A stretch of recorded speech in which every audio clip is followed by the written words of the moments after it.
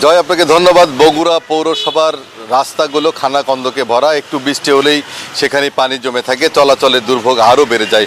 আমরা রয়েছি শহরের দত্তবাড়ি এলাকায়, যে রাস্তাটি গেছে উত্তর চালপাড়া হয়ে বিভিন্ন এলাকায় এবং হাজার হাজার মানুষ চলাচল করে এই সড়ক দিয়ে। শুধু এই সড়কটি নয়, এই সড়কের মতো শহরের অধিকাংশ সড়কেই খানাখন্দক কিন্তু বেড়েছে। আমরা একটু কথা বলতে চাই একজন পথচারীর সাথে, যে রাস্তাঘাটে চলাচলে কি সমস্যা হয় আপনাদের? অনেক সমস্যা এখানে এখান থেকে চালপাড়া পর্যন্ত একই রকম অবস্থা, একদম এই অবস্থা। আমাদের খুব কষ্ট, অনেক রিক্সা অনেক ইয়ে হয়, খাম হইতেছে, উল্টে যাচ্ছে, এরকম আমাদের গাড়ি নানা জটিলতার কথা বলছেন এখানকার পথচারীরা ও সহস্থানীয়রা। আমরা পৌর কর্তৃপক্ষের সাথে কথা বলেছি, তারা আমাদেরকে জানিয়েছেন যে বগুড়া পৌরসভার যে 1340 কিলোমিটার রাস্তা রয়েছে এবং এই রাস্তার মধ্যে অর্ধেক কার্পেটিং এবং বাকি অর্ধেক রয়েছে কাঁচা এবং সলিং রাস্তা।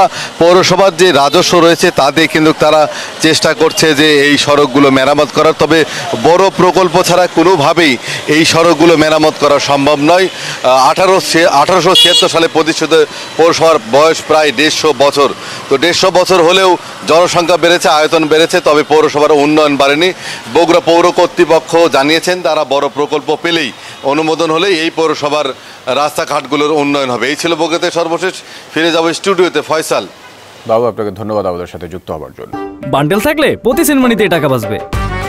বিকাশ সেনমানি বান্ডিল কিনে জিতুন প্রতি লেনদেনে।